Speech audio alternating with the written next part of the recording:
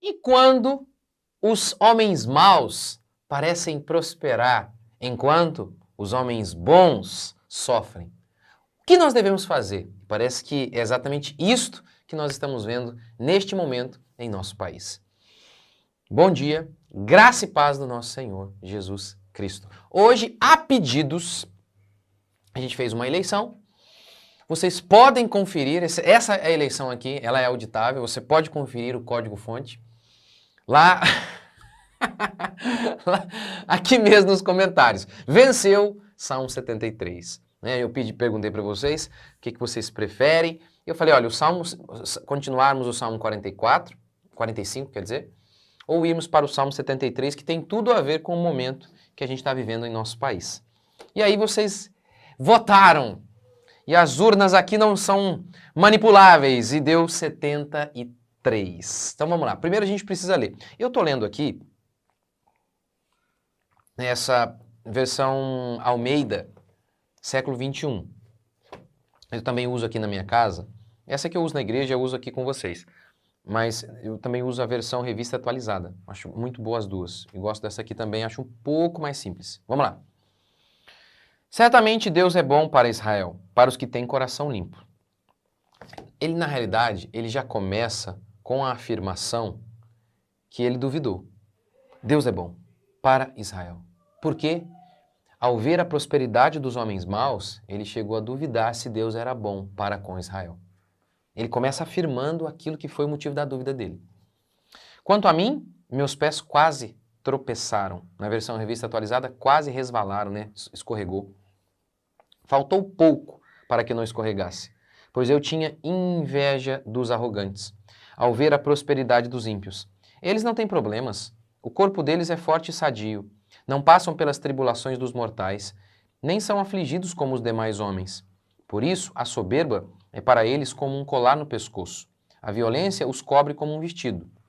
Então, primeiro ele fala que Deus é bom, ele diz que ele quase resvalou, ele quase desviou, caiu da fé, e ele dá a causa, eu invejei os arrogantes, e aí ele começa a descrever como ele via os arrogantes. Eles não têm problemas, o corpo sadio, verso 6, a soberba é para eles como um colar, a violência os cobre como um vestido, verso 7, os olhos deles cobiçam as riquezas, do seu coração brotam fantasias, zombam e falam com malícia, com arrogância fazem ameaças. Eles têm fantasias e realizam essas fantasias. Verso 9, desandam a falar contra os céus e a sua língua percorre a terra. Por isso o povo se volta para eles e bebe à vontade de suas águas. Eles são malignos, mentirosos, blasfemam contra Deus e parece que nada acontece. Verso 11, eles dizem, como Deus sabe? Por acaso o Altíssimo tem conhecimento? Ou seja, eles estão dizendo, não acontece nada, tá vendo? Deus sabe que a gente está fazendo alguma coisa? Eles estão zombando. Verso 12, os ímpios são assim, sempre seguros, aumentam suas riquezas. Por certo, é em vão que tenho mantido puro o coração e lavado as mãos da inocência. Pois todo dia tenho sido afligido e castigado a cada manhã. Se eu tivesse dito, falarei com eles, eu teria traído a geração de teus filhos. Ou seja, ele disse que eu não contei isso para todo mundo, mas eu estava dentro de mim com um conflito ali. Falei, não adianta nada ser justo, porque esses ímpios são ímpios, fazem o mal e colhem coisas boas. Eu sou justo, planto coisa boa e colho tempestade. Parece que não vale a pena, é o que ele está dizendo. Verso 15. Verso 16. Quando eu me esforçava para compreender isso, achei que era uma tarefa muito difícil. Eu estava tentando entender como é que pode. A gente planta uma coisa e colhe outra. Planta uma semente e colhe outra. Como é que pode isso? E aí ele dá a cura para ele. Verso 17. Até que entrei no santuário de Deus. Aí do verso 17 em diante, muda tudo. Uma nova perspectiva. Ele começa a enxergar as coisas de maneira espiritual, porque ele foi para o templo, aí tudo é mudado. Aí ele é restabelecido. Né? Então compreendi o destino deles. E aqui está a chave. Certamente tu os pões em lugares escorregadios. Tá vendo? Ele disse que ele quase escorregou. Aí ele disse assim, na realidade quem está em um lugar escorregadio são esses ímpios. Certamente tu os pões em lugares escorregadios e os fazes cair em ruína. Como são destruídos de repente. Ficam totalmente aterrorizados. Como alguém que acorda de um sono, assim, ó Senhor, quando acordares, tu os desprezarás. Quando meu coração estava amargurado e o meu interior me perturbava, eu estava embrutecido, ignorante. Ou seja, ele está dizendo, Quando eu achava isso, os ímpios prosperam, eles se dão bem, eu estava sendo ignorante. E eu vou falar disso aqui, né, nessa série nossa aí sobre o Salmo 73.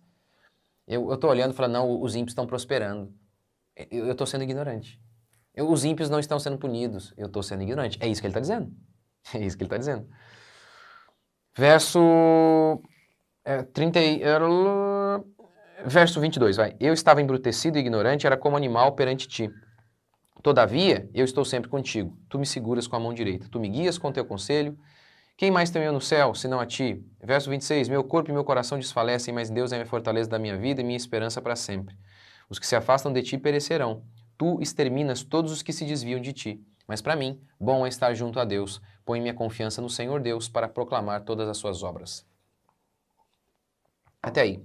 Então ele está com o coração amargo. No verso 21 ele diz isso. Meu coração estava amargurado. Porque eu sofro. E eu sou justo, enquanto que os ímpios só prosperam. Martin Luther King Jr. chegou a dizer o seguinte, parece que nesse mundo, os homens maus estão sempre no trono e os homens bons na forca. Num mundo em que Paulo é decapitado, enquanto Nero toma vinho, vale a pena ser bom?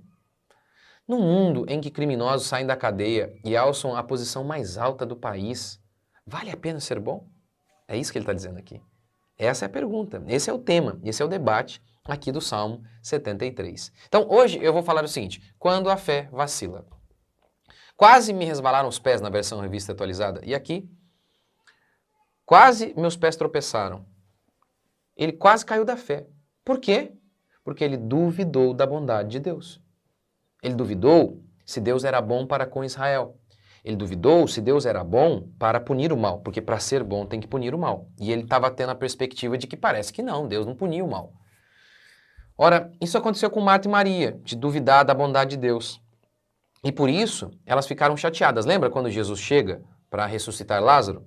Aí elas dizem assim, Senhor, se o Senhor estivesse aqui, ele não teria morrido. Aí Jesus diz, não, eu vou orar por ele, ele vai ressuscitar. E aí elas zombaram. Sim, ele vai ressuscitar no dia do juízo final. Elas estavam chateadas.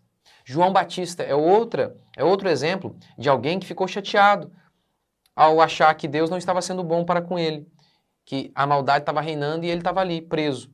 Herodes, adúltero, no trono e ele preso. Aí ele manda, ele deu testemunho de que Jesus era o Messias, lembra? Ele teve um sinal. Deus falou para ele, aquele sobre o qual você vir o Espírito Santo descendo, sobre ele, este é o Messias. E ele viu o Espírito Santo descendo em forma corpórea, em forma de pomba. E ele avisou os outros, eis o Cordeiro de Deus que tira o pecado do mundo. Agora, lá em Lucas 7, ele está preso por pregar a verdade, e aí ele envia discípulos para perguntar para Jesus, tu és mesmo aquele que haveria de vir ou não? E aí Jesus dá uma resposta, diga para ele, os cegos veem, os coxos andam. E aí Jesus diz assim, bem-aventurado aquele que não achar em mim motivo de tropeço. O que tudo leva a crer aqui é o seguinte, João não fez a pergunta com dúvida, mas com birra, com angústia, do tipo, ué, eu sei que tu és o Messias, não é? Então, como é que pode um negócio desse? Tu és o Messias, não me salva. O Messias é o Salvador, Jesus é o Salvador. Então, os nossos sofrimentos, e ao olharmos para o lado e vermos a maldade imperando, isso pode nos levar a duvidar da bondade de Deus. Da bondade de Deus. E aí, se você duvida da bondade de Deus, isso é um efeito dominó. Tá bravo com Deus, aí o que você diz? Vou me lambuzar. Antes de cair em adultério, muitas pessoas caem da fé. Que adianta, eu estou aqui sendo fiel e a minha esposa é terrível. Estou aqui tentando ser justo, pagar meus impostos. Aí esses caras nos roubam, saem da cadeia e ainda alçam a maior posição do nosso país. De que adianta? Quer saber? Vou ser desonesto também. É o que muitos fazem. Eles perderam a fé. Como ele diz aqui, eu quase caí. Mas da onde? Da fé. Primeiro você cai da fé, aí depois você começa a cair em todos os outros pecados. Porque você fala, não vale a pena ser bom, porque a maldade está reinando. Não, sempre foi assim, gente. Este é o mundo que a gente vive. O mundo da igreja primitiva era este. Aqueles malucos estavam no poder. Gente doida. A gente vê a história dos romanos, dos Césares romanos, dos imperadores romanos, é de cair o queixo. Povo doido, povo louco, povo doido, gente que matou a mãe, negócio absurdo. Esse era o mundo que a igreja enfrentou. Então, ele começa afirmando o que ele duvidou. A bondade de Deus para com Israel. Você deve fazer o mesmo. Quando você achar, não, Deus não está sendo bom para com a igreja, porque como que ele pode ser bom e o homem mau está governando? Ele começa afirmando que Deus é bom. Isso significa dizer que ele pune o homem mau. É que é no tempo de Deus, não no nosso. Deus tem os seus propósitos, agora cabe a nós confiarmos. Cabe a nós crermos. Crermos e não duvidarmos. Em hipótese alguma. Olha, na minha caminhada com Deus aí, sem sombra de dúvidas, uma das coisas que eu mais notei que me enfraquecia era essa questão da dúvida. Mas será? Eu vou falar mais sobre isso ao longo aqui dessa série, mas comece afirmando que você duvida. O Senhor é bom, Ele é justo. Nem uma bala que foi roubada será deixada para trás. Permanecerá impunemente. Sabe por quê? Vou explicar por quê. O que a Bíblia declara é que nós que estamos em Cristo, Deus não deixou os nossos pecados impunes. Ele os puniu na pessoa de Cristo Jesus. Foi pago, a dívida foi paga. Então, o que a Escritura declara é que os pecados dos crentes estão em Cristo. Por isso, a justiça foi feita. Os pecados dos ímpios, não. Jesus não carregou o pecado dos ímpios. Jesus carregou o pecado do seu povo, daqueles que creem nele. Dos ímpios, não. Portanto, o que a Bíblia diz é: quem não crer em mim já está condenado. Mas como que nós fomos salvos? Porque Deus ignorou a bala que roubamos? Não.